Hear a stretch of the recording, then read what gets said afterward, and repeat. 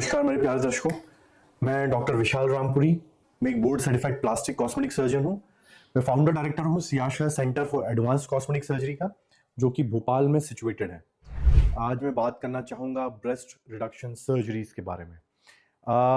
Breast reduction surgery होती क्या है, लोग क्यों करवाते हैं इसको, किसके लिए है ये, क्या इसके एक्सपेक्टेड रिजल्ट्स हैं, क्या बेनिफिट्स हैं और क्या लॉन्ग टर्म एडवांटेजेस हैं, इसके बारे में आज मैं आपसे बात करना चाहूँगा। तो अगर आप भी ब्रेस्ट रिडक्शन सर्जरी के बारे में सोच रहे हैं तो प्लीज़ इस वीडियो को पूरा देखें, उसी बाद आप चूज़ करें कि ब्रेस्ट रिडक्शन सर्जरी आपके लिए सूटेबल है या नहीं है।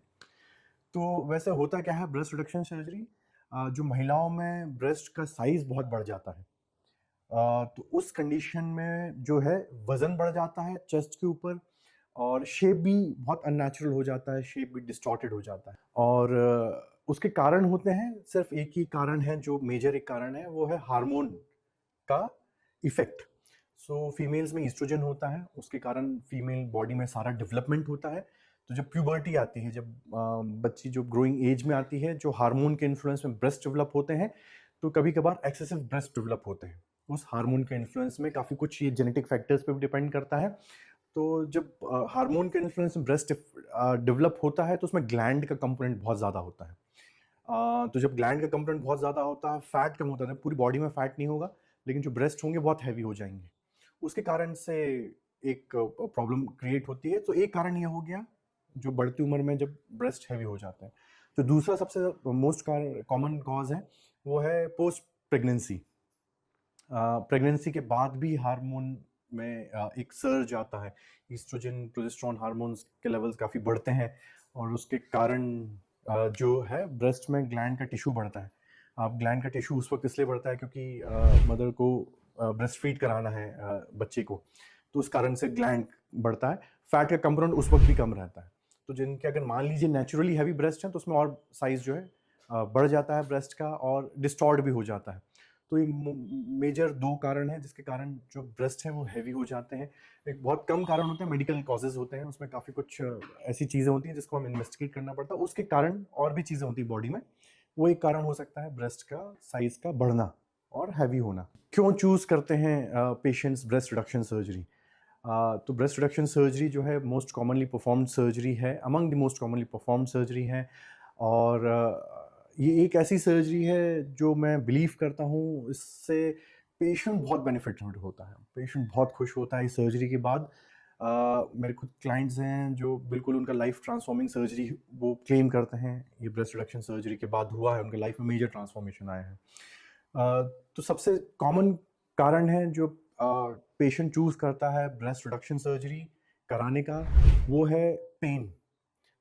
हैवी ब्रेस्ट के कारण जो छाती के सामने जब लोड बढ़ता है तो उसके कारण जो स्पाइन में लोड आता है, तो स्पाइन में जब लोड आता है तो सर्वाइकल पेन्स चालू हो जाते हैं। फीमेल्स काफ़ी बार उसको अकोमोडेट करने के लिए टाइट ब्रा पहनती हैं, जिसके कारण ग्रूव्स बनने लगते हैं शोल्डर पे।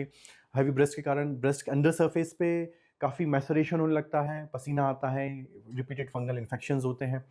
और अनवांटेड अटेंशन एक सबसे बड़ा कारण है। अपने चॉइस के ड्रेसेस नहीं पहन पाते, टी शर्ट्स गाउन्स में दिक्कत आती है पहनने में। और ब्रेस्ट का शेप डिस्टॉर्ट हो जाता है, नेचुरल नहीं रहता। इन सब कारणों से पेशेंट चूज करता है ब्रेस्ट रिडक्शन सर्जरी। तो सर्जरी में होता क्या है, ब्रेस्ट रिडक्शन सर्जरी में होता क्या है? तो देखिए, ब्रेस्ट रिडक्शन सर्जरी में हम दो चीज़ें करते हैं। एक तो हम ब्रेस्ट के साइज को कम करते हैं, दूसरा हम ब्रेस्ट को शेप में लेके आते हैं। अब इसमें भी कैटेगराइजेशन होती है अकॉर्डिंग टू द ब्रेस्ट का साइज, क्या हम सर्जरी टेक्निक और मेथड यूज कर रहे हैं, चूज कर रहे हैं। तो ब्रेस्ट रिडक्शन सर्जरी करते हैं, सबसे मेजर कंसर्न स्कार का होता है पेशेंट का। तो उसमें हम दो टाइप के स्कार्स होते हैं, एक तो लॉलीपॉप स्कार होता है जिसमें एरियोला के अराउंड एक सर्कुलर स्कार होता है और नीचे अंडर ब्रेस्ट के सरफेस पे जाता है, तो लॉलीपॉप स्कार, जैसे लॉलीपॉप शेप होता है वैसा स्कार बनता है। बट अगर आप इतने आपके ब्रेस्ट का साइज इतना बड़ा है, इतना डिस्टॉर्टेड है, तो मुझे लगता है scar should be your last concern. Scars usually over the time almost invisible हो जाते हैं, पता नहीं चलते स्कार्स।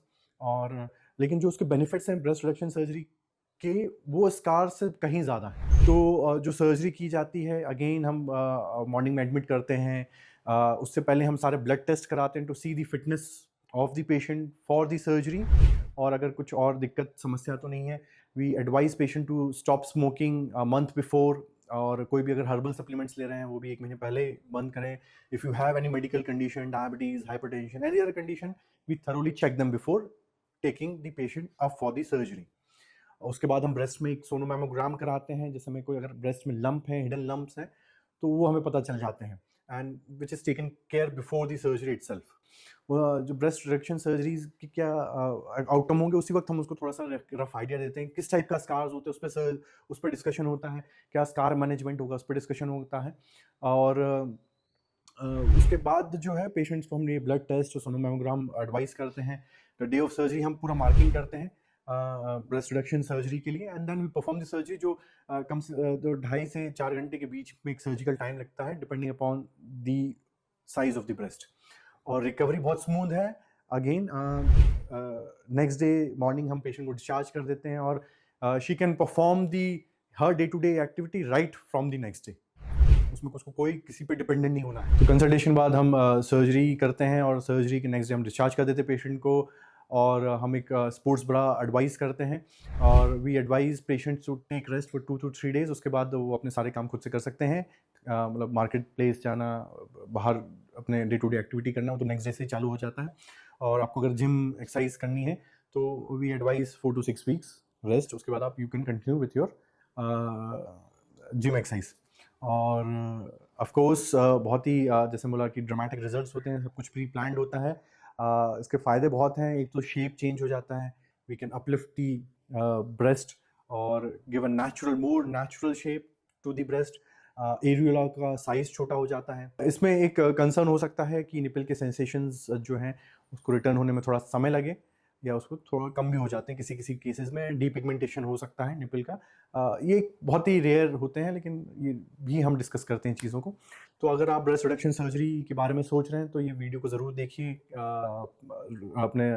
अगर आप भी ब्रेस्ट रिडक्शन सर्जरी के बारे में प्लान कर रहे हैं, सोच रहे हैं इसके बारे में, तो ये वीडियो को ज़रूर देखिए. सर्जरी के डिसीजन में आपको बहुत हेल्प मिलेगी इस वीडियो से. And at Siyasha we are constant, और हम सियाशा में कॉस्मेटिक सर्जरी बहुत कंसिस्टेंटली परफॉर्म करते हैं, सारे सेफ्टी प्रोटोकॉल स्टैंडर्डाइजेशन को मेंटेन रखते हुए. सो सियाशा में हम कॉस्मेटिक सर्जरी बहुत फ्रीक्वेंटली परफॉर्म करते हैं लास्ट 10 ईयर्स से. और हम जो वर्ल्ड क्लास स्टैंडर्ड्स फॉलो करते हैं, सेफ्टी प्रोटोकॉल्स को फॉलो करते हैं, स्टैंडर्डाइज होता है हमारा हर चीज़, हर मेथड. तो if you are choosing breast reduction surgery, looking for option for breast reduction surgery Bhopal में इसके आसपास, तो do contact me on the given number. और kindly like, subscribe my channel and like this video. Thank you so much.